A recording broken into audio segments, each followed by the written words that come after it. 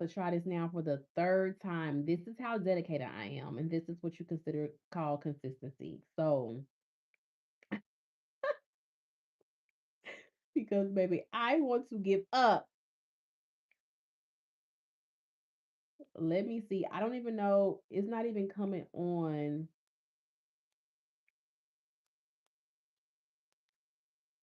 Hello. Okay, you guys can hear me.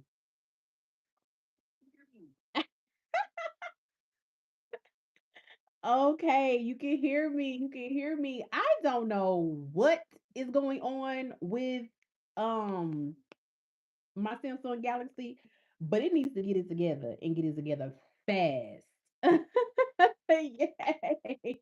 Y'all can hear me. Oh my God. When I tell you that first live, I didn't have no notes. It was just off the dome, and it was so freaking good. Like I was wanting to jot down notes for myself, and y'all couldn't even hear me.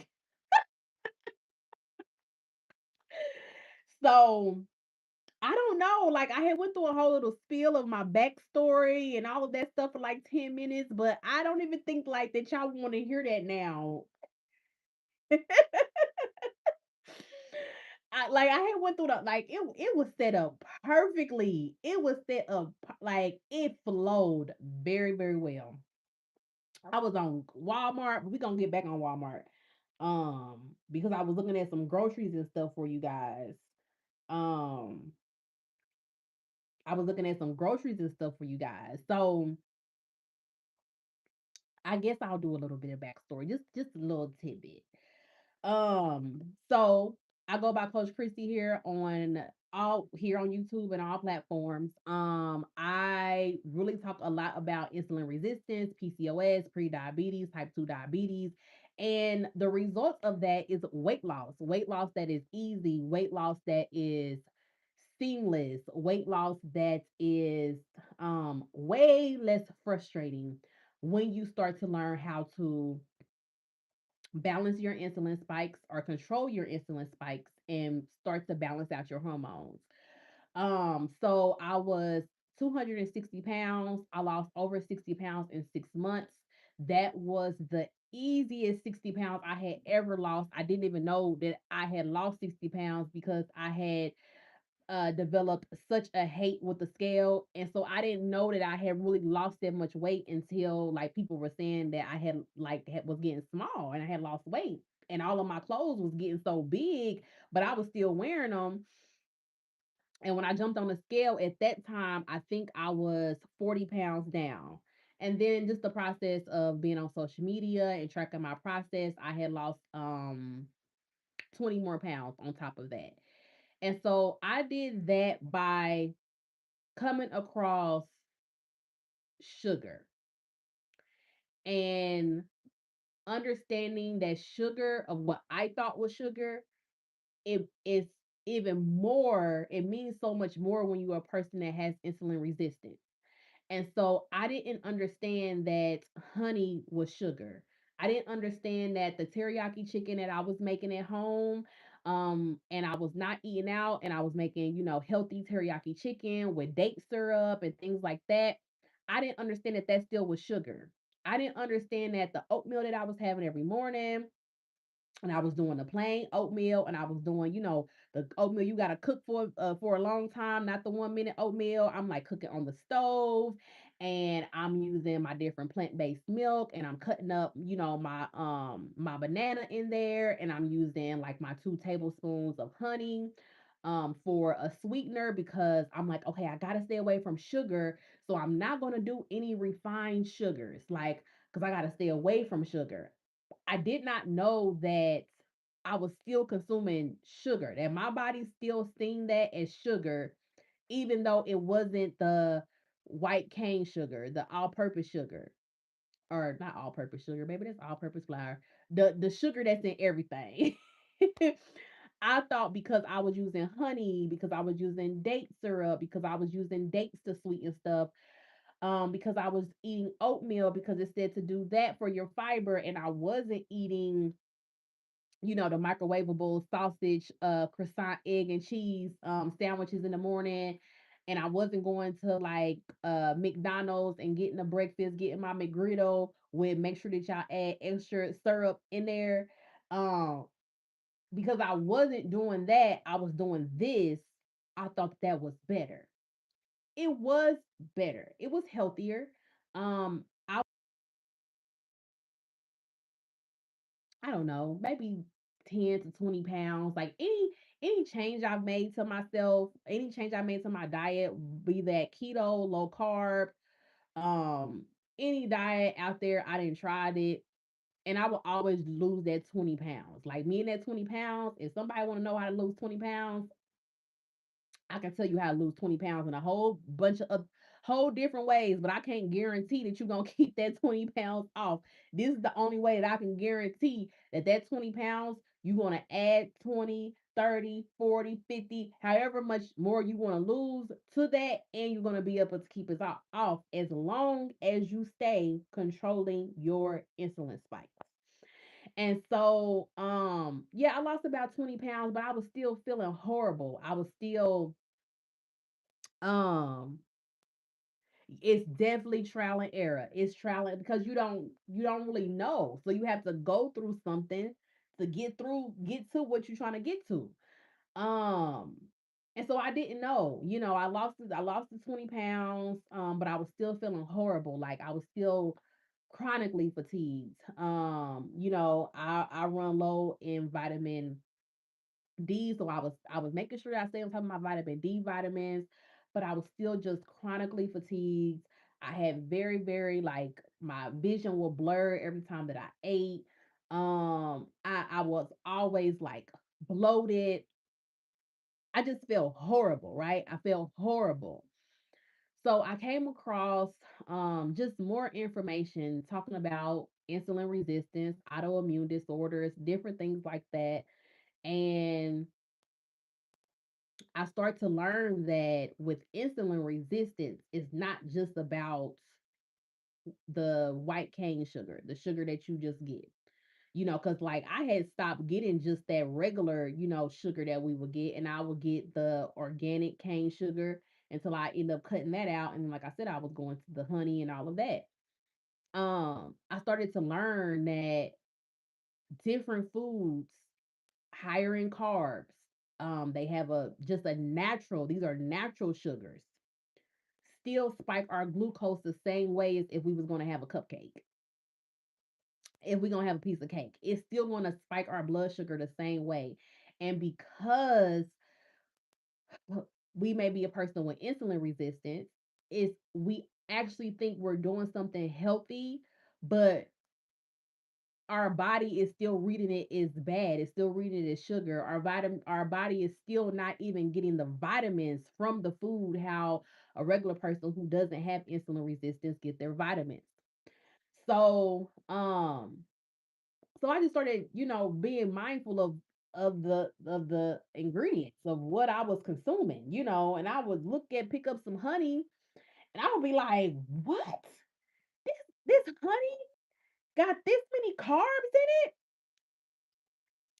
I will research a banana. I think a banana is what, like 30 something grams of carbs, like 14 grams of sugar, um, a, a medium sized banana. I looked at some oatmeal, the back of the oatmeal of the nutritional fact, and it was like a half a cup of oatmeal. This is your plain oatmeal. This ain't your souped up, good oatmeal. This is the plain oatmeal. A half a cup is like 30, 35 plus grams of carbs. So just in my breakfast alone, I was consuming 100, like almost close to 100 grams of carbs, but this was considered healthy. Like, but it wasn't healthy, and my body knew it wasn't healthy to me. It wasn't healthy to a person who has insulin resistance. It's not healthy at all. I might as well had just um went to McDonald's and got my McGriddle, put extra syrup in the bag, please, because y'all be, acting. silly like with the syrup. Give me if I just got one or two McGriddles, put my syrup in there. Why I gotta keep listening, having flashbacks. But um, yeah, I might as well have just had that with how my body was responding to it. Said I used to be mindful of my inflammation after eating, and I simply cut it afterwards. Yes, yeah. I didn't even know like I thought because of like that it was healthy, and this is what everybody's eating the avocado toasts and all of this, the avocado toast is so souped up and they slices of bacon and like I'm thinking that this stuff is healthy for me. But yeah, like you're right. That inflammation is a big factor. Like um arthritis, most of the time that stems from insulin resistance. That insulin resistance causes inflammation, in return causes people to have arthritis and things like that. So, yeah, I cut all that stuff out, just started being mindful. And like I said, I didn't notice that I was losing weight because I wasn't really changing anything. Um I was just literally changing. Like instead of oatmeal, I was having chia pudding. Instead of the honey, I just was sweeten it with like stevia or something. Instead of like the bacon, I was doing like turkey sausages instead. And then I would have one day a week where I would like I call it refeed the beast. Feed the beast. I would feed the beast, and one day a week I would have my McDonald's. I would have my things. I didn't want to feel restricted. I had done keto before. That wasn't for me. I love my carbs. Um, excuse me. So I didn't want to be a person who could never consume carbs or anything again. And so like yeah, everybody was like starting to say that I had lost weight, and then the shirts and stuff had stopped fitting, and I was going to buy. I would shop online. I would be on Sheen or whatever. One time I shopped on Sheen and I ordered me, a nice little thing for the next season coming up or whatever, nice little bit of clothes. All the clothes that I put on, like they fit, they went up, but it's like they wasn't snatching me, like they wasn't fitting good. And I'm like, dang, Sheen must have changed their sizes because everything is running so big. And so I end up returning it and I gotta end up, waiting and getting a smaller size shipped to me. So I went down, I think it was like two sizes. Cause it was like a lot of room in the pants and the shirt, like everything was just like swamping me, and I couldn't even really tell. So I don't know if y'all do this, but I'm taking pictures and videos, and I'm sending it to family members or whatever. Like, oh look what I got, doing the little try on haul for them. They like, yeah, that's cute, but like, why you get it so big? And I'm like, no, this is my size. Like, I'm a 2X, 2XL. And really, the 2XL, I was pushing it. I was supposed to be a 3XL. I'm like, no, this is my size. They're like, no, it's cute, but it's just something about it. Like, I think you should go down in size or something. So I went down in size. And when I tell you, like, that size fit, like I had gained a hate relationship with the scale. So I wasn't getting on the scale. I didn't know how much I weighed because the scale was evil to me. Like the scale was evil because had been doing all of these things and like nothing was working. And the minute I stopped doing it, like I would gain so much weight and even more back. So I wasn't getting on the scale. I did not know how I looked. And then I think I got some type of like body dysmorphia because like the mirror didn't show my size. Like so when they was telling me that the stuff was swamping me and was big, I couldn't really see that. Yes. Oh, the, listen, that's a whole like a depression. Like she said, girl, I hated them weight swings. Yes, it's like you, especially when you know that you're trying. And then yeah, like life happens. So, maybe we, get off the wagon a little bit, but it's like, dang, I can't even have a slice of pizza and I'm about to gain 30 pounds overnight. Like, what is going on? Like, so it's just so frustrating, right? So I end up getting I end up going to an extra large. I end up getting an extra large, and the extra large fit. And I was like, oh, let me get on the scale because this fit. Like, I haven't bought an extra large in my since my 20s. And I'm 37. So I hadn't bought an extra large in a long time. So I'm like, wow, this fit. Let me get on the scale. When I got on the scale, I had lost 40 pounds. And 4 months had passed now by this time. 4 months had passed. So I lost 40 pounds in 4 months. So I was so shocked. I was so shocked. I remember when I first started my journey, April of 2024. No, yeah, was it? Yeah, April 2024. I remember being in the gym with my sister. I didn't do nothing in that gym that day because everything hurt on me. So I just took a little picture in the mirror, like starting my journey. But everything hurt, like I had so much inflammation. So my knees, my sister, she's in her younger 20s, and she's more fit and she's just lifting stuff. I couldn't do any of that. Like I couldn't lift heavy. I couldn't do nothing. Like all of that stuff hurt. So I'm just there, like looking cute. I'm on the treadmill for a little bit. She like, come lift these weights. Girl, I can't squat. I can't do none of that stuff. My legs hurt. My thighs hurt. Everything hurts on me. And so I took that picture and I was like, I'm about to go put back on the clothes that I had on then, like in that video. So I did that to do a before and after.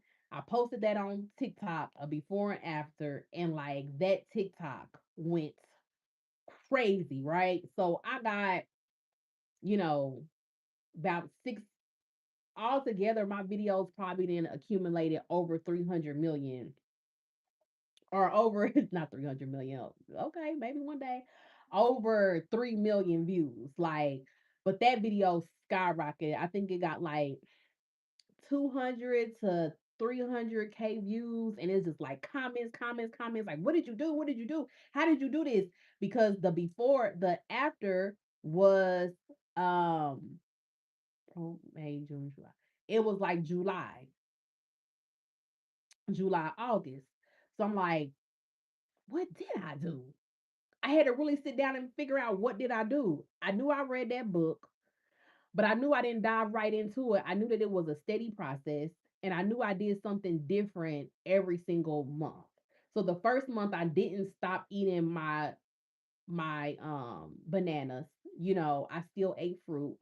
But I definitely did cut out like the sweets and the stuff that I was having that had sugar. I cut out that, and it was like a slow transition, but within that 4 months I lost 40 pounds. I ended up losing 60 pounds altogether. And I got down to a size large. So I told everybody what I did, what I did. And, basically the rest is history. So I wrote down some questions. I don't know if you guys got any questions on insulin resistance, but I wrote down like some questions on some frequently asked questions that I get all the time. And I'm gonna continue to do these videos. My goal is, should I say it out loud? Because that means you guys gotta hold me accountable. My goal right now is to come on here once a month and to do these Q&As. And this is even like if you're having trouble like with the things that you're eating, because this is not about exercise. Actually, in those months I never exercised. I never, only thing I did was walk. I actually canceled my gym membership. I did not go to the gym. But one, I was so embarrassed because I was bigger. All these girls walking around with their nice tight bodies, and I'm just like, and then all the guys is there, they looking good, but they not looking at me, period. They looking at the girls with the nice body. They, literally, walk right past me. They won't help me pick up no weight, don't do nothing. And but they helping the other girls.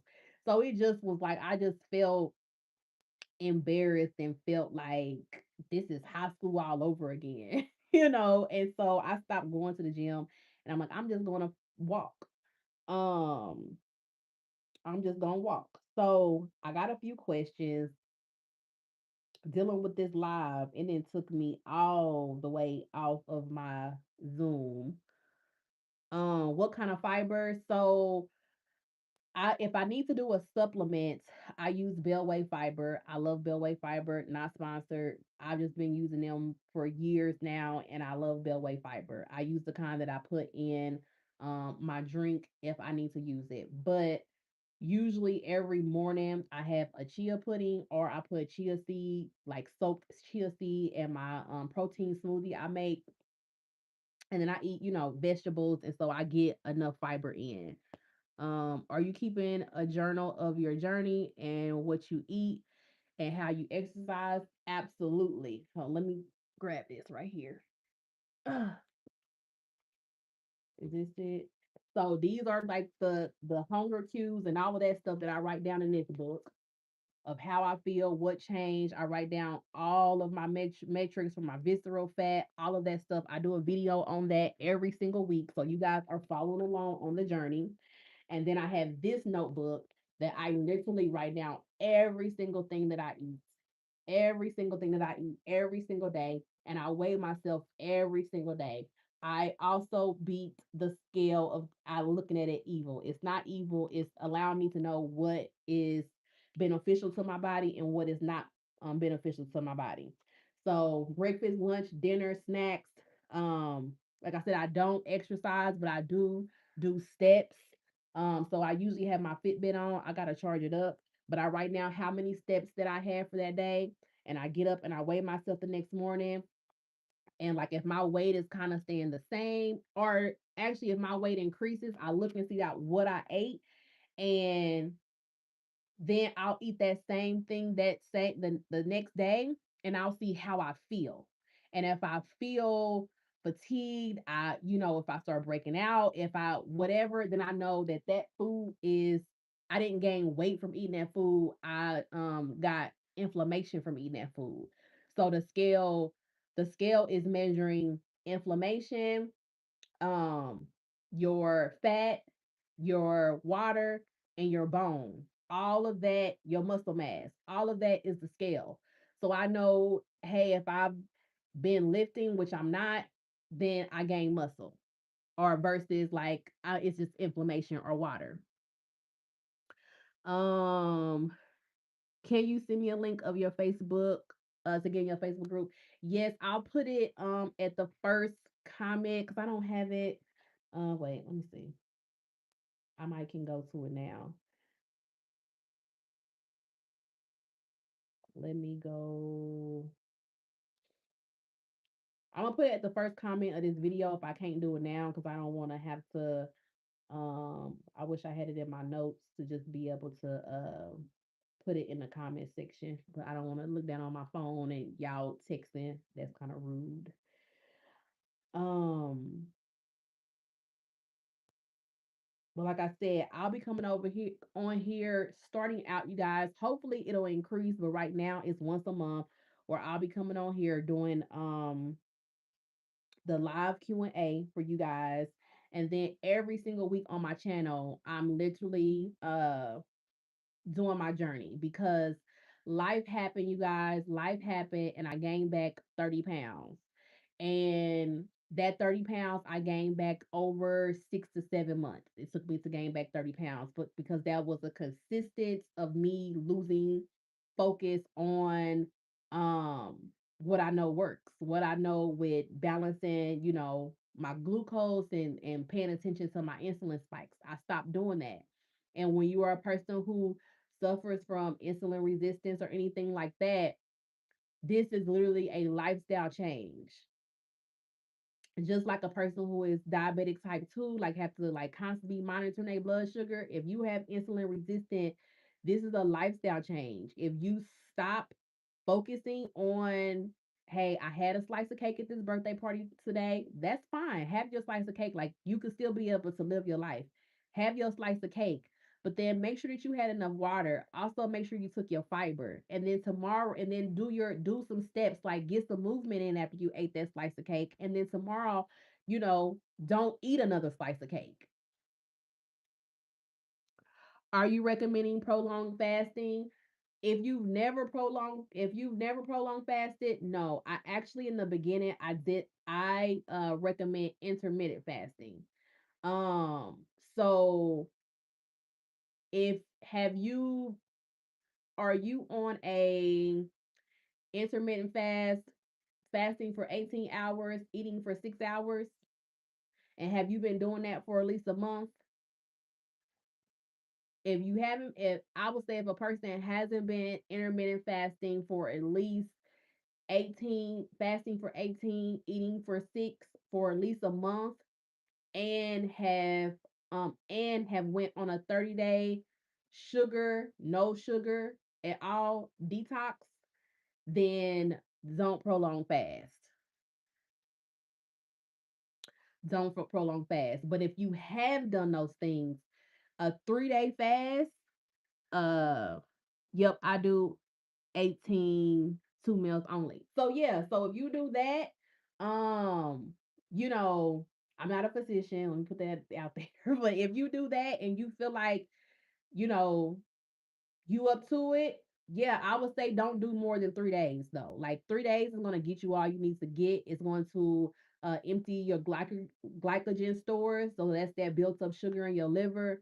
It's going to start healing those cells. It's gonna start, sweeping out all of those that fat and getting your cells back healthy. So, and it's going to start releasing that waterway and stuff like that you think that is fat or whatever, and it's not, it's just water. It's also going to start healing that inflammation. And so like I said, it focuses on, and it's going to retain, it's going to build, it's going to give you more growth hormones. So therefore, when you ever you do start lifting or you want to add resistance training, your muscles now are not filled with sugar, because insulin resistance puts sugar into your muscles. With that fasting, doing that on a, I would say, like I said, 3 days, a water fast. Make sure you have your electrolyte. Don't do plain water. Make sure you have your electrolyte, because just drinking water is going to flush your electrolytes out, which can be dangerous. Make sure you take magnesium, and make sure that you take potassium, because those are all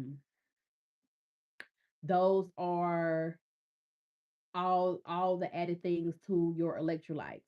I'm actually, you didn't even know, I'm actually on a fast right now. I'm on day 2. Here go my water right here. Look, I'm just drinking. I'm drinking water. I got salt. And I'm videoing that. So if y'all haven't subscribed, make sure y'all subscribe to the channel, because I am recording and documenting my 3-day water fast. What vitamins am I taking? I take a multivitamin with collagen. I take potassium. Um, I take potassium, and then I take magnesium, and then when I'm on my cycle, I take iron, because I run low on iron when I'm on my cycle. And then every week I take vitamin D. I think it's 2. Because that's what my doctor told me to do, because I run low with vitamin D2, which is a hormone. Um, so I take that. And then, which I haven't took it in a long time, but if I was ever to go crazy, like eat a whole bunch of pizza, eat 3 slices of cake, like what I ate, I know for a fact it just spiked my glucose up. Like it's very high in carbs, very high in sugar. I know it's like, oh crap, this one just one meal, this was enough for 2 3 people. I take a berberine tablet, and that helps to stable my glucose. Like I said, I haven't took that in a while, but I do have that supplement just in case, like, hey, life happens, and with this, you get over binge eating, you get over um finding a different way to cope with your emotions other than eating. You all of that stuff, but we're not perfect. Sometimes we can slide back, and you have to have those things to help you along the way.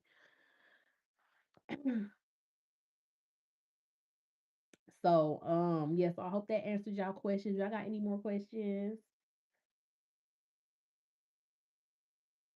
Y'all got any more questions? I will be doing a full video. Like I said, I gained back 30 pounds, but we're getting back focused and doing the things that I talk about. I've lost 12 pounds in 30 days. So I did lose 12 pounds in a month, and it was literally just focusing on. You are very welcome. Thank you for asking the questions. Thank you both for being on the live. Um, doing what, like I said, I talk about, and really it was a lot of inflammation, like a lot of information. I mean, a lot of inflammation.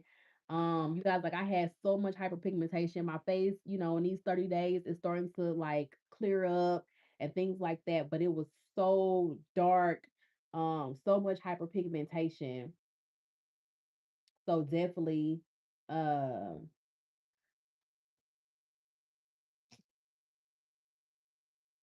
definitely going through that and starting to detox out, and like your body tells you when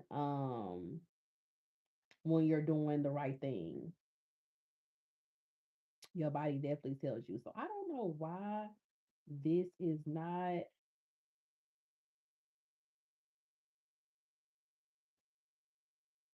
Oh, here we go, right here. Yeah, I had to get off of it. So I know some of the frequently asked questions. I had a list of questions. My best friend Chat, she helped me with the list, but I had a list of like questions, but I'll probably just do the frequently asked questions because I've been on here for 31 minutes. I didn't want to make this live that long. I actually wanted to not even make it past 30. But it's been a good live. I hope it is has um helps you guys a lot. Let me see. Here we go. So let me see. I'll do these. Oh, dang, these is awesome, good frequently asked questions. Listen, I guess it might be an hour live because I this is some good frequently asked questions. Um, so let me see how many of them is. It's 30 frequently asked questions, y'all. So how do you know if you are insulin resistant? So first you have to be in tune with your body. So if you are a person who is counting calories, and you're like, okay, I put my calories in on my fitness pal, and you know, it say like I didn't go over whatever calories that I had set. I actually went over under for the day and I've been consistent, but I'm still not losing weight. Excuse me, you can be insulin resistant. If you are a person who you feel fatigued, you can't like your vision is blurred, um your uterus starts to feel funny. Wow. Do you have PCOS? Do you have PCOS? If you have PCOS too, like for anybody, not you, but if you have PCOS, you are insulin resistant. Okay, so yeah, that's why. So yeah, you have PCOS. Um, so like with mine, I start to I have undiagnosed PCOS because my doctor is just it's just horrible here. Um, I start to feel like I'm about to come on my menstrual cycle, but I know is that I'm just consuming something that didn't agree with me. So I start to feel like I'm not cramping, but you know that feeling when it's like, oh, let me go check, let me go to the bathroom. Like that's how I start to feel. Or just like the blurred vision and all of that stuff. So if you have PCOS, you are insulin resistant. If you are pre-diabetic, you are insulin resistant. If you have diabetes type 2, you are insulin resistant. If you have a darker ring around your neck or you suffer from a lot of hyperpigmentation and you getting all of these ointments and you spending all of this money on, skincare, you are most likely insulin resistance. Like start if you start cleaning out that sugar and stuff in your diet, I promise you, like your hyperpigmentation gonna start going away. Um, if you like I said, just been on a yo-yo, like nothing really happens, like you are insulin resistant.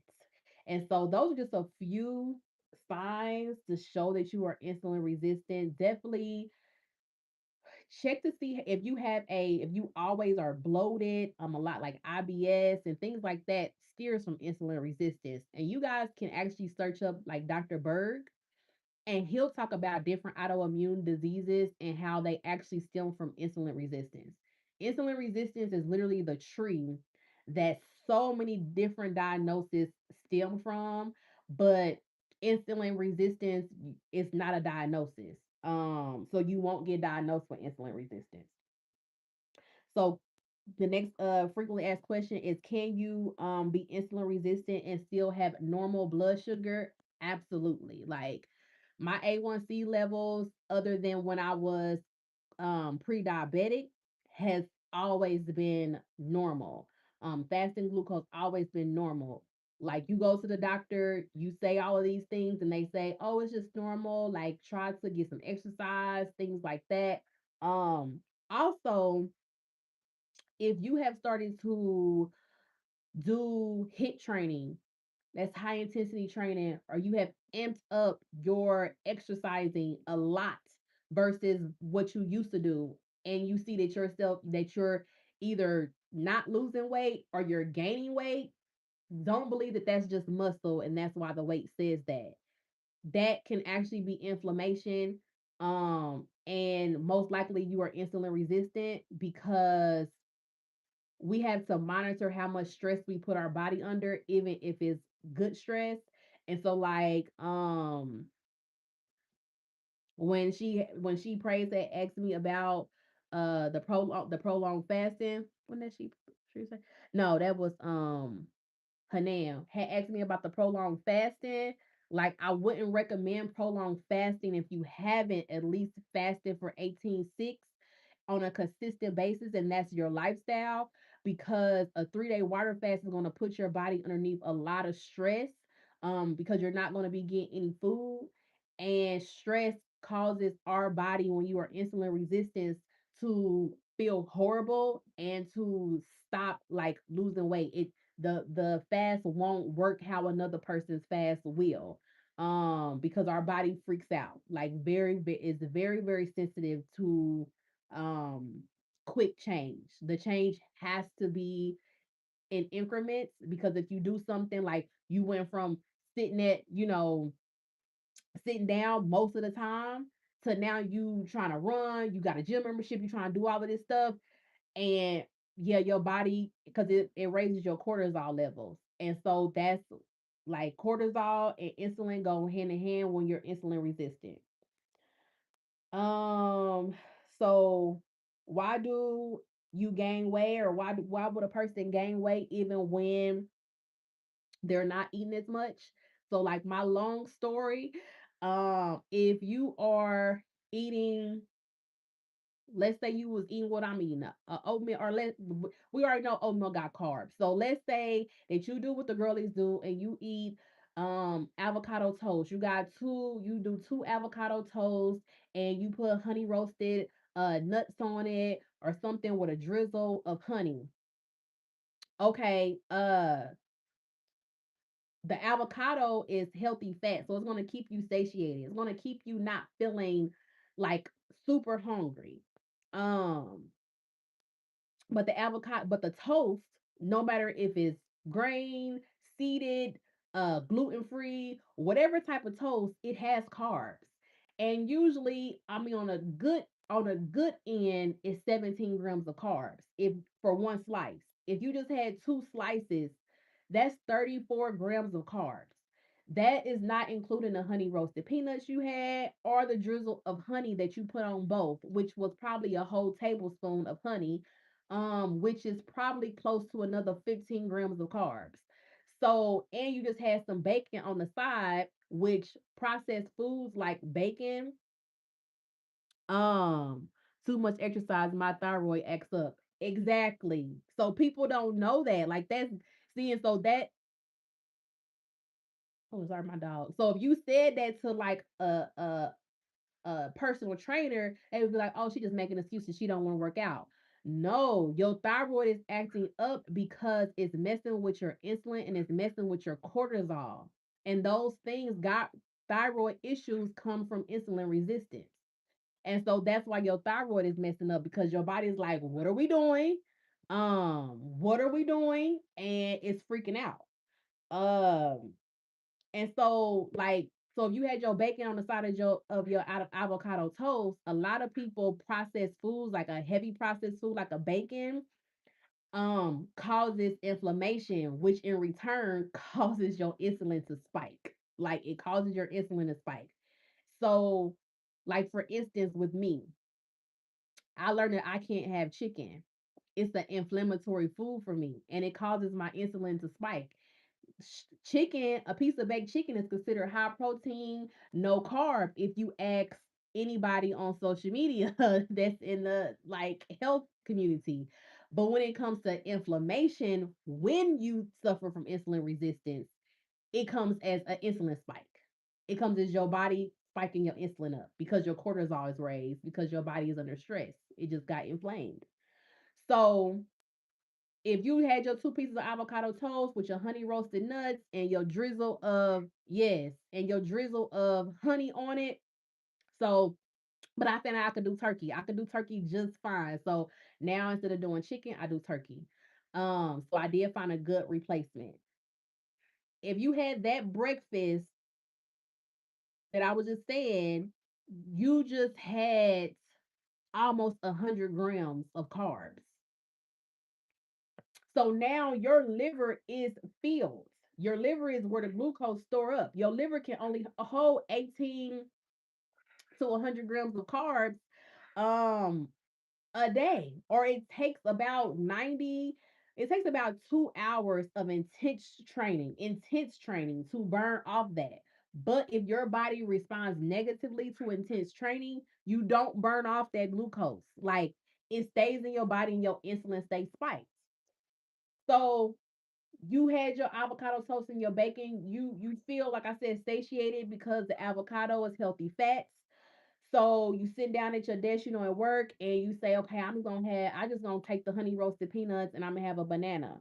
I'm gonna have a banana. That's gonna be my lunch. Like that's healthy. I'm not eating much. Let's look up how many right here. How many carbs and sugars in one medium sized banana? So now your insulin level is already spiked for breakfast. It still hasn't went down because you've almost consumed at minimum 60 grams of carbs just from your healthy breakfast. So you like, okay, it's lunch or I want a snack because when your insulin level is spiked, it also keeps you wanting like snack. It keeps that food noise in your head and wanting you to snack. So that's why people who like get GLP-1s force your insulin to stay stable. And so therefore it takes away your food noise. That's one of the things that GLP-1 does. So you have your medium sized banana. It's 27 grams of carbohydrates and it's roughly 14 and a half grams of sugar. That's just your medium sized banana. But then you say, I'm gonna eat the rest of my honey roasted nuts because everybody love a good honey roasted something. Like everything gotta be honey roasted. Um, so you get your honey roasted peanuts and let's go here. This is a popular brand. I'm right here on the grocery store app, so I'm looking right here at the nutritional facts, y'all. I ain't gonna show the brand because I don't wanna, whatever to the brand. But this says one pack is 160 calories. So if you're a person who count calories, I don't count calories. You put that in and you say, "Oh, well, I'm underneath my calories. Like that was good. I'm able to eat a whole bunch." But it's 7 grams of carb, it's 4 grams of sugar, and 2 of those grams are added sugar. So it has sugar, it has honey, and it has corn syrup just to make these honey roasted peanuts. They just didn't use honey. They used sugar and they used corn syrup, which a lot of honey roasted stuff use. So now you got three different sugars.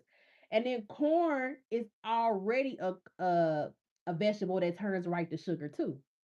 So you just got three different sugars into your body at one time with just a pack of honey roasted peanuts. And then you got all of those carbs from that banana, but you only ate 160 grams of calories. I mean 160 calories. Then for we already said our breakfast wasn't that high in calories. Our breakfast was pretty low in calories. Like what's a slice of bread is what like 50 calories. Two slices is 100 calories plus the avocado. It's probably like 35 to 60 calories. So also your breakfast was probably, and then you got your bacon. Your breakfast was probably a 500-calorie breakfast. Your lunch that you just had was probably like a 220 150 gram of 250 calories. So now we only at like under 700 calories for the day. Like we doing good, you know. And so then you go, let's be realistic. Let's say, okay, I'm about to stop and I'm about to give me some Chick-fil-A. Like I've been eating good. I'm about to get some Chick-fil-A. Uh I'm about to get just a 5 nugget. I'm not gonna go extreme and get the 12 piece. I'm gonna get a 5 piece nugget. I'm gonna get one Chick-fil-A sauce. So the nuggets, yeah, they're your protein because in media has put we gotta eat protein, we gotta eat protein. Your nuggets is carbs.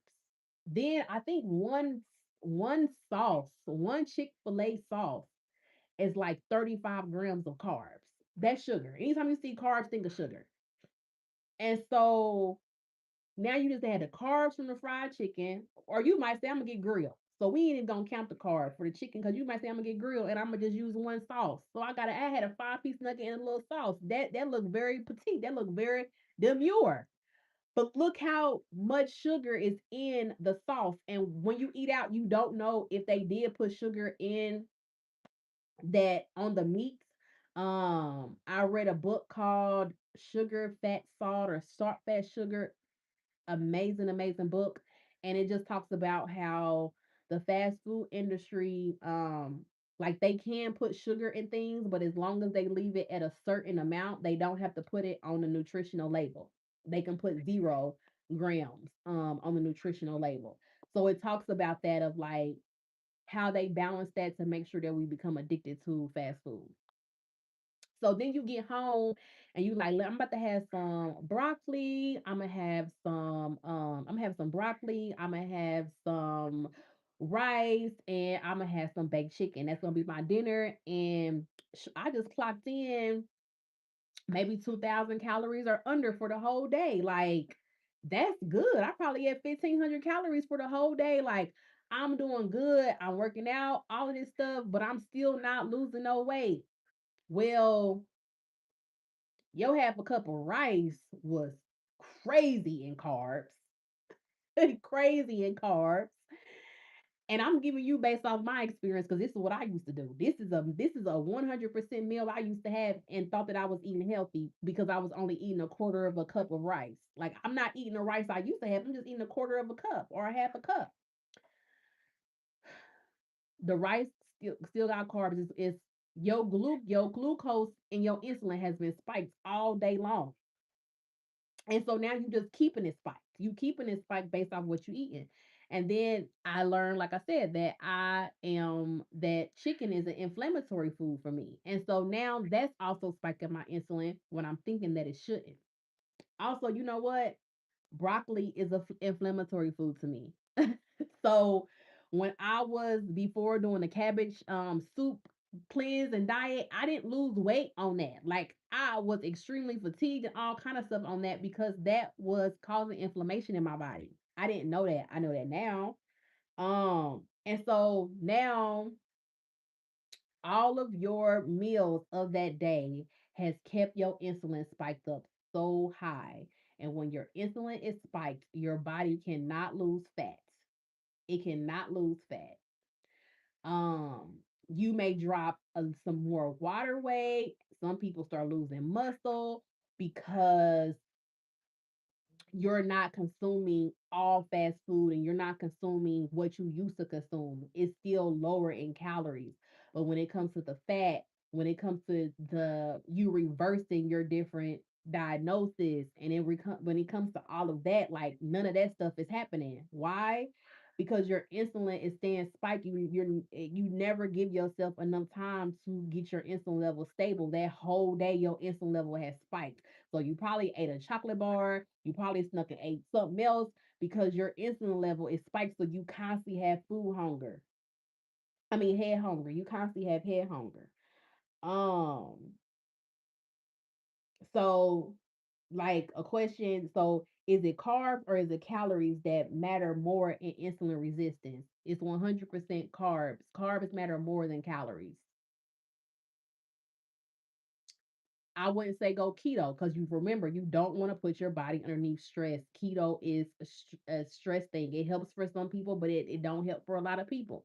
Um, and it's extreme. So lower carb, you want to say lower carb. I would suggest, and that helps more. And the reason why that helps more is because once your insulin level stays stable, this is the thing, you guys. This is the breakthrough.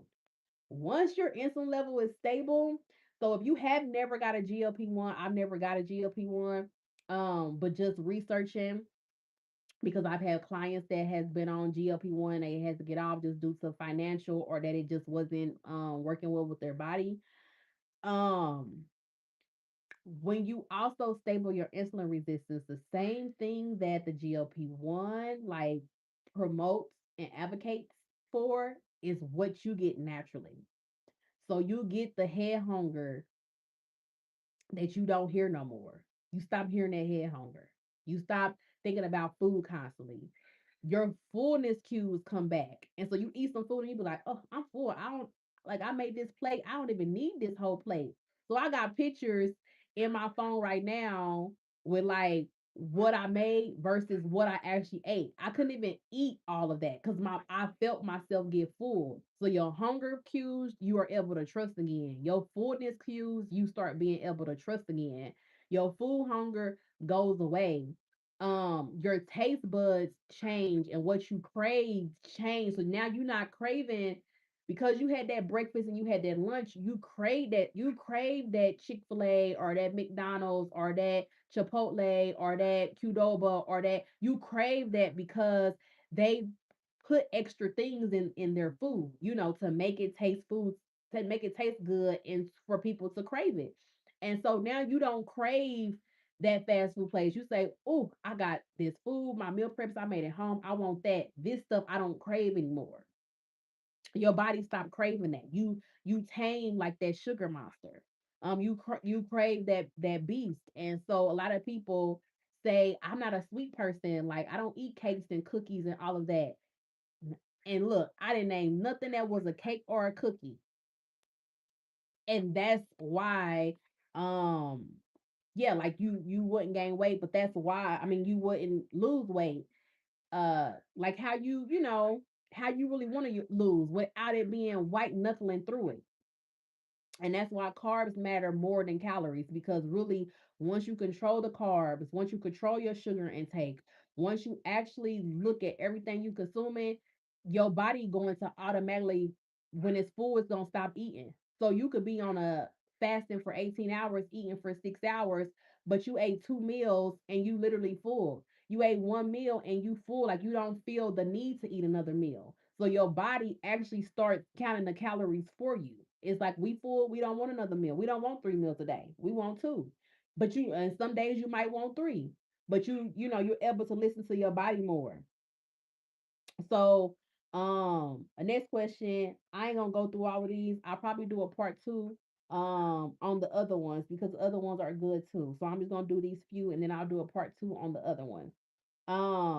Why do healthy carbs still cause weight gain for you?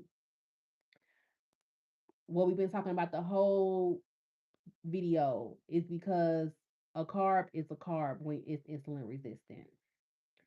Yes, a simple carb like a cake is going to spike your insulin high very rapidly, very fast. It's gonna go right and spike your insulin high.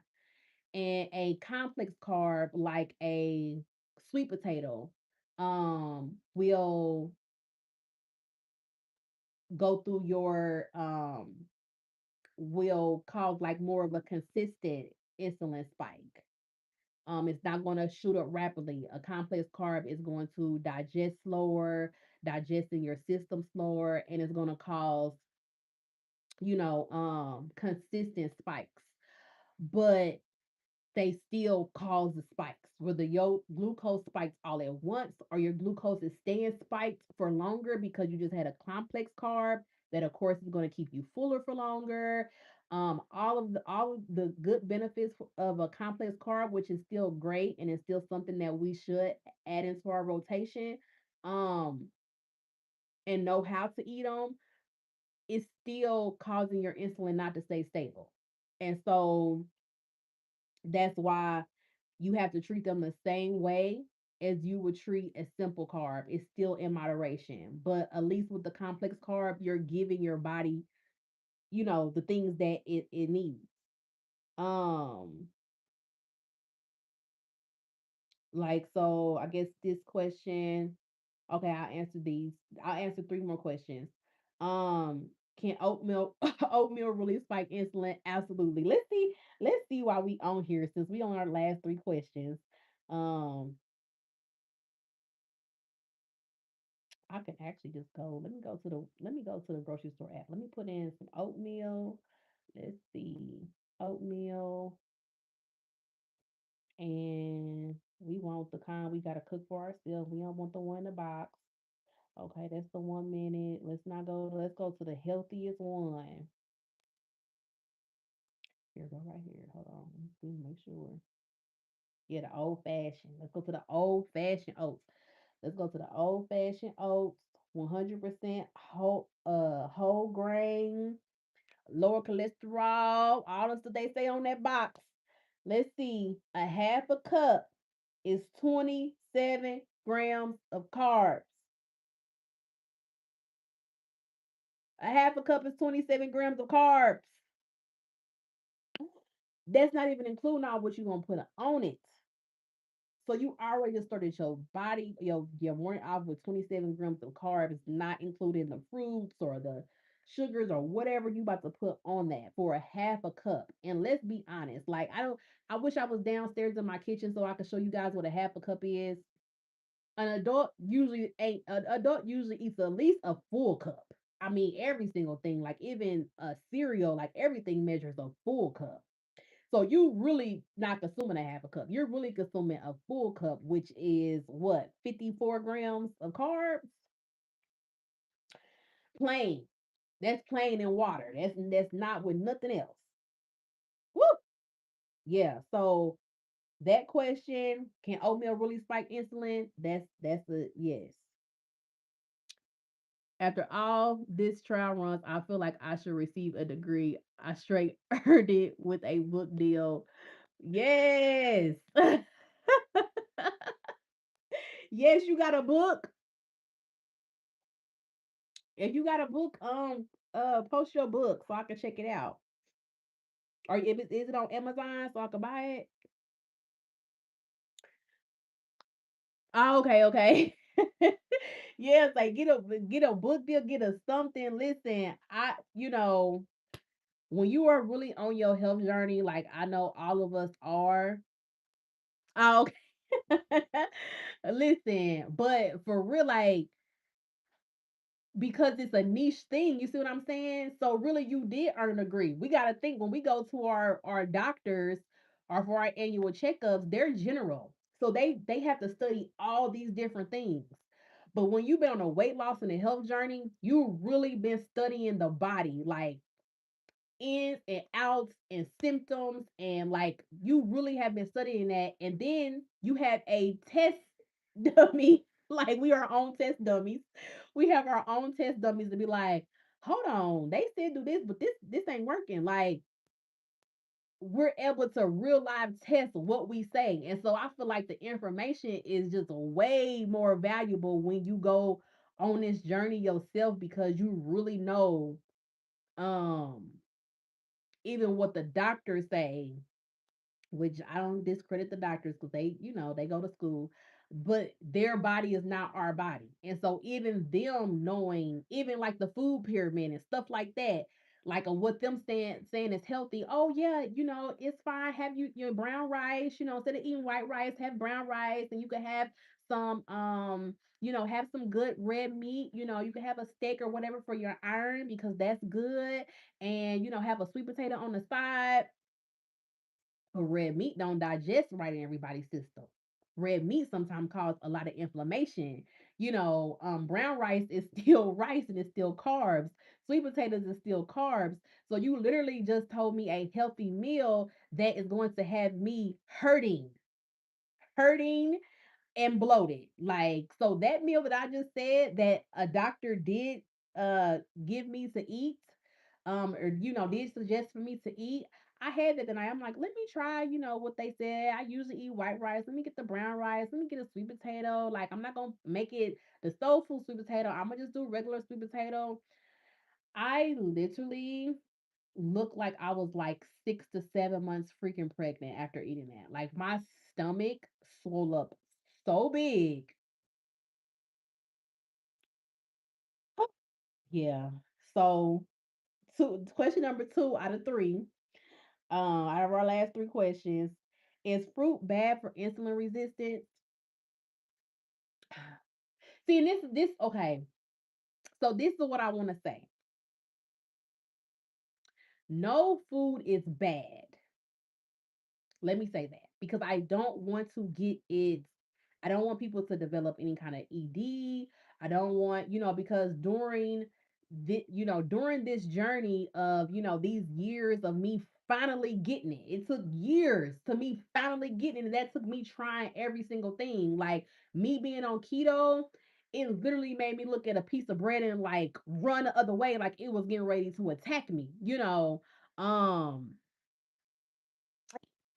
it's like, oh no, no, no, no.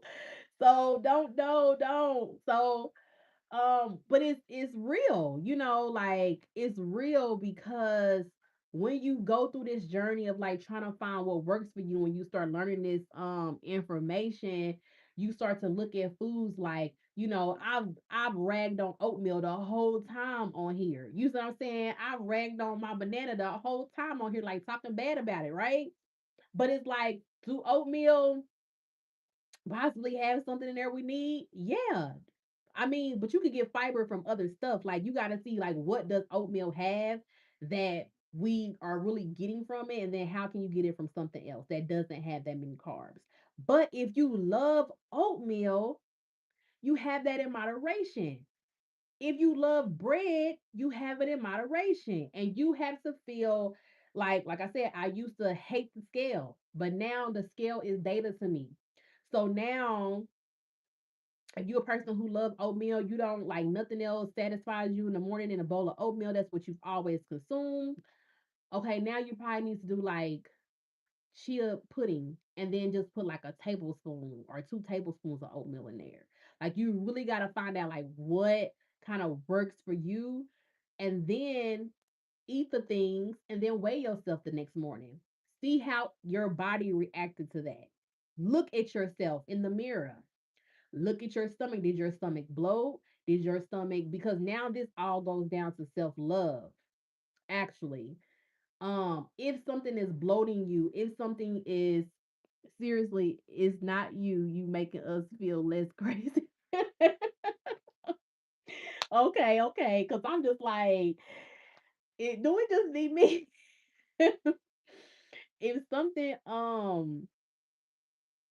because these doctors, like, listen, when you really onto your health and you going, you calling these doctors and you wanting your test results and you like, I don't want to go because I get tired of them telling me either I'm normal or they saying go to another doctor, but they keep on suggesting I'm doing this stuff and I'm telling them it's not like it makes you like get very frustrated. It actually make you the next doctor you see you snap off on them, like it makes you very short because it's a frustration, because they look at you. Doctors are not taught to not have facial expressions. And I think and I think they need to go through a course or something of how to not have their facial expressions. Because when you are telling them that you've tried everything, they literally looking at you like, this bitch lying. Like nothing in their facial expression does not say that you are not lying.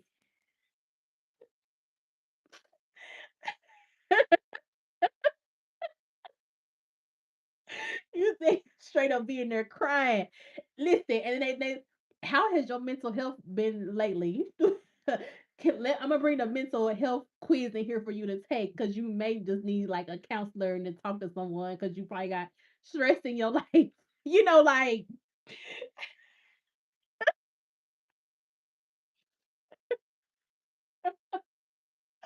listen, you gotta laugh to stop from crying, but it's you know a lot of people stop going to the doctor because you get tired of feeling defeated. You get tired of feeling like you going crazy.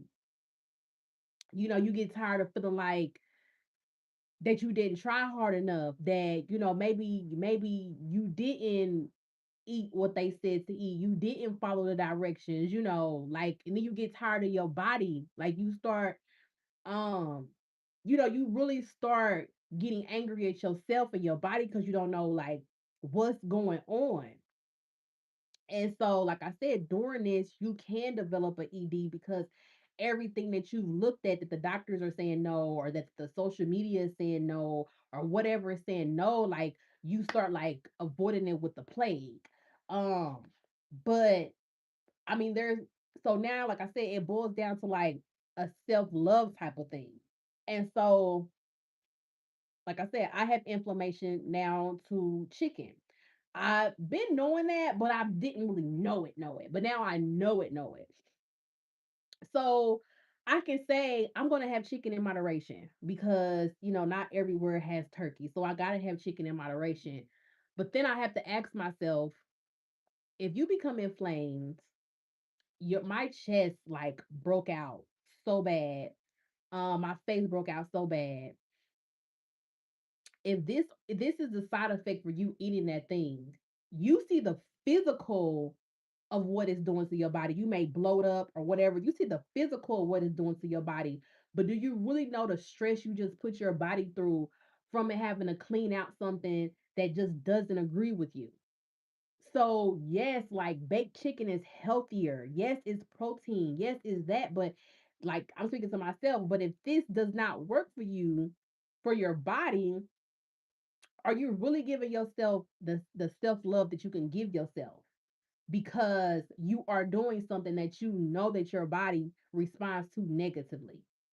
So are you saying that I'm going to suffer through this to be able to have this taste?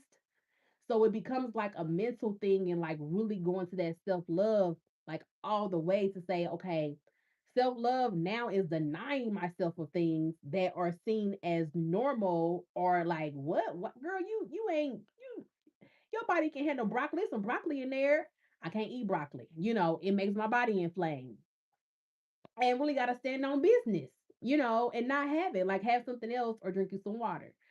Um, so no food is bad. No food is bad. You should eat everything. You should have a piece of cake on birthdays if you can have a piece of cake. You should have oatmeal if you love oatmeal. You should have all of these things. But it has to be intentional. It's no longer I got a birthday party to go to this whole like different birthday every single day, from my cousin to my friend to my mama to like all these people, and I'm about to have a slice of cake at every single day. No, like you had one for the week when you went to that birthday party. You don't need one every single day. You don't need your body now because that's a habit. Now that's sugar instead of because everything you do, maybe not. I'm gonna say for me, everything that I do that I'm not supposed to do. So if I have a piece of cake, it takes for me weighing myself every single day. My scale is for data now. My scale is not to judge myself. So I had to change my mindset with that. My scale is for data. It's not to judge myself. It's for data. I have learned that every single thing that I do that's counteractive to what my body likes, it takes 2 to 3 days for my body to rest, calm down, and go back to normal. And so if I was to have a slice of cake, I know that My body doesn't like this, but I'm celebrating. I'm gonna go ahead and have a slice of cake. Excuse me. For the next 3 days, I'm going to pay for that cake, and my body is going to have to cleanse out that cake. So I can't have the piece. I can't have a slice of cake every single day. And so that's like a thing that I will give you guys, like to see how things work. So is fruit bad? All fruit bad? No, fruit's not bad. Like no, all fruit's not bad. There's fruit like a banana that's 20 something grams of carbs. It's high in carbs. So if you're going to eat that banana for that day, you have to now have the willpower, and you have to have the control to now look at every single label that you eat, and now you have to go low carb for the day. Like you know that you're not going to consume any carbs, because you just had that banana, and then have it at the beginning of your day. Don't have it at the end, have it at the beginning. So now your day, you have the rest of the day for your body to get that glucose back stable, that insulin spike going back stable, and everything that you're eating after that is no sugar, is lower in carbs. So now your body can still, start to deplete that sugar in your liver that banana had. So no food is bad, but when you have insulin resistance, like we have to be real that this is a disorder. It's a disorder in your insulin where your insulin is not sensitive anymore. Your insulin being sensitive is healthy. Your insulin being resistant, anything that's resistant, resistant arrest, resistance order, anything that's resistant, resistance training, hurt, anything that's resistant uh is difficult. That means it's something difficult. Resistance training means it's not just you're training something, you're using a band, so it's more difficult for you to raise. Resistant arrest mean you just not putting your hands behind your back, you being difficult to arrest. Resistance, whatever resistance means, it's being difficult. So your body and how your body processes insulin is difficult. And so you can't do things how everybody else do things. No food is bad, but you have to do things differently, and you have to be aware and conscious of what you putting into your mouth and what it's doing to your insulin spike. Other than that, you can have every single thing you want from your alcohol. Your alcohol is in moderation. Sometimes people just stop drinking alcohol altogether because alcohol messes with cortisol. Alcohol messes with your REM cycle while you're sleeping. And so that cycle is what balances our hormones. That cycle when we're sleeping is what cleanses out our body. And alcohol interrupts that. And so when you drink alcohol, you're interrupting the cycle of your sleep that's going to help balance your hormones. So a lot of people cut that all together. Um, so last question, and I'm gonna let y'all go. Listen, oh my God, this was like my carb section. Oh my God, all of these are so good. Um,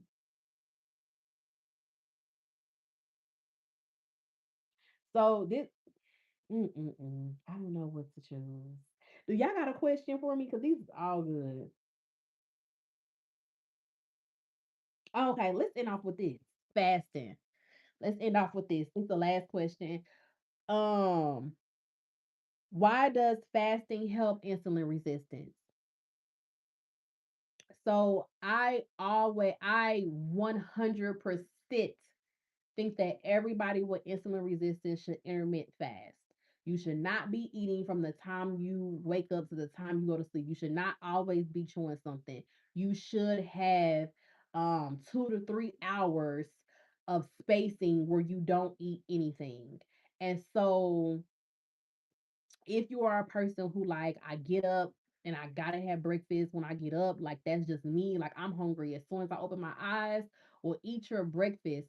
But your intermittent fasting time starts by there. So I always like to suggest that people start off like if you are just beginner, I would say you start off at a 8-hour window of fasting and a 16 hours of eating. This is people who are beginner. This is people who maybe don't have a good sleep regimen, so they don't go to sleep till 2 or 3 o'clock in the morning. This is for these people who are beginner. Because, like I said, when you do have insulin resistance, you cannot do anything extreme. You can't do anything extreme to your body. Like, so I wouldn't suggest you go from beginner to jumping into a 16/8 fasting window or a 23/1 fasting window. No. But if you start eating, like, you're going to start knowing, and you're doing the things with watching the sugar, watching your carbs, not cutting them, but just watching them, being aware of them. And you're beginner. You're going to start knowing that, noticing that you didn't have to eat every hour on the hour, that your window ends up being up, and you like, dang, I'm not even really hungry, or I am hungry. I had my dinner, but like I didn't even eat every hour on the hour. Then I would say every single month, increase it. So, um, what did I say? You start off at a 16-hour eating window, so then you go to a 12-hour eating window, so then you go to a 10-hour eating window, so then you go to a uh 8-hour eating window, and do that every 30 days. Go more of an eating window or less of an eating window. Why this helps is now your body has more time to empty those glycogen stores. I'm gonna keep fighting with the obesity beast. Self love, like exercise, helps me. You got it. You got it. You got it. She prays. You winning this battle. You winning this fight. Listen, your name is She Prays. So what they say, you better praise them in advance. You are winning this fight. You are winning this battle. Praise them in advance. Praise them in advance. Praise them in advance, because then it stops even being a fight. Like, it starts being a lifestyle. Like, I don't even want the piece of cake, honey. I don't have it. Like, sugar is too sweet for me. You are welcome. You are welcome. It starts ending up being like that. Like, oh, that's just way too sweet with me, for me. Or you have a snack, or you have water, or you drink on, some lemon water or something while you at a party. It's not even no longer a like, I gotta celebrate and have this with them. But that's what I would say. If you're starting off to do the intermittent fasting like that. And then what I'm gonna start doing is, I think that once a month I want to do a 3-day water fast. Like I said, I'm on day 2 of my 3 days now. So I actually feel a lot more better. I have a lot more energy than I did yesterday. So that's good. Haven't ate anything, you guys. I'm about to get off and drink me some salt water though. But do that. It helps clear the glycogen stores, which is the glucose. We'll just use the layman's term, glucose in your liver. It helps keep your insulin stable. It helps keep it stable more, so therefore you're burning that fat. Listen, when your insulin level is stable, your fat is burning. Anytime you put something into your mouth, it raises your insulin levels. Anytime you put something in your mouth, whether it's a low carb, whether whatever it is, anytime you put something in your mouth and your body has to digest something other than water, um, other than whatever you would have while you're like, if you're in a fasting state, so water, black coffee, unsweetened tea, um, I think that's it. Anytime you consume anything other than those things, your glucose spikes. When your glucose spikes, your insulin spikes, sorry, when your insulin spikes, your body comes out of fat burning mode. And so we want to keep our body in fat burning mode as much as possible. And so, like I said, right now I'm at 3 meals a day. When I do eat, I eat breakfast. I wait a few hours. Then by 3 hours pass, I'm hungry for lunch. And another 3 hours pass, and I have my dinner. And I'm usually finished with everything by like 5 p.m., 5, 6 p.m. And then now from 6 p.m. all the way to 7 a.m., 6 to 7 a.m., my body just had 11 to 12 hours of fasting. Because count your sleeping time. If you're a beginner with this, your sleeping time is a fasting window. So that counts. So now my body just had 11 to 12 hours of fasting, of not consuming anything, no water. So you actually went through a dry fast during that whole time of sleeping, unless you get up in the middle of the night and drink some water, which is still fine. But you're in that fasting window. So everybody, if you have insulin resistance, you should be fasting. You don't have to start off with a 3 day fast and do all of that stuff, but you should be intermittent fasting. You should not be consuming food every hour on the hour. Your body did not even have time to get stable from the last insulin spike from breakfast. And it could have been a low carb, low sugar breakfast. Your insulin level still spikes. And now you turn around an hour later, or you eating in the car on the way to work, like you constantly snacking. Get rid of the snacks. Get rid of the snacks and focus on meals. Stop snacking and focus on a meal. So as soon as you tell yourself, I want to snack, but I'm not hungry, like don't snack. Drink you some water and go through that. Go through that. I'm not hungry, but I want to snack. Like push through that. And when you push through that, it may be another hour and you say, I'm really hungry. Like I'm hungry now. Then go ahead and make your meal. Go ahead and make your meal. But when you say I'm not hungry, but I just want to snack, like get yourself occupied on something else and wait until you're actually hungry and then sit down with a full meal. That snacking is keeping your insulin level spikes, and it's making it hard for you to lose weight by having these little snacks. Oh, I'm just going to have a Greek yogurt. Oh, I didn't have a full meal. I just had a Greek yogurt then, and then I'm going to eat a salad for my lunch. And then, oh, after my lunch, I'm just going to sit and eat some, protein chips and like cut the snacks. Cut the snacks. Like we're doing this, if you're doing this naturally, like how I'm doing it on my channel, we don't have the different tools that help us. Like we don't have the things that's going to keep our insulin stable no matter what. So we have to do the things that's going to keep our insulin levels stable. And we are in control of that. Like you are in control. You are in control. I know this journey. It seems like that you're not in control. It seems like you fighting a losing battle. It feels like your body has a mind of its own, and you have lost trust with yourself, with your choices of what you're choosing to put into your mouth, and just with the journey of health. Health is possible. You deserve health. You deserve health. You are promised health. You are promised good health. You deserve good health. You deserve to be in the best body that you want to be in. You deserve to have the highest self-love. You deserve to accomplish things. You deserve to have this thing work for you, whether you are on a tool or you're doing it naturally. You deserve that. You deserve that. Tell yourself every single day, every single choice you make, you deserve that. You deserve that. When somebody triggers you, when somebody makes you want to go binge eat, they don't deserve that. They don't deserve for your insulin level to spike. Look, say to yourself, they don't deserve that. They don't deserve to be in control of your body.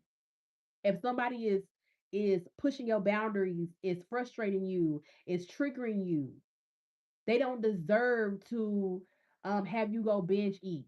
They don't deserve that much control over you and your health. They don't deserve your health. You deserve good health. You are in control of your health. I promise you. I promise you. Do this. Do this. Oh my God. I feel like crying right now, you guys. I feel like crying in this video be a whole nother. Oh my God. I've been on here for a long time. But you deserve this. You deserve it. You deserve it. You deserve it. Um, I love you guys so much. Thank you for all the ladies who commented and said something today. And just know that this time is different. If you came across my page and my channel and you want to say I'm gonna give what she's saying a try, I'm just gonna watch her content online. I'm gonna give what she said a try and see. Please do. You owe it to yourself. And make sure that you tell me in the comments like what's going on because I want to know because you deserve it to yourself. And this time is different. I promise you, this time is different. This time is the breakthrough. This time is the breakthrough. All right, y'all. I love y'all. Until next time. Bye.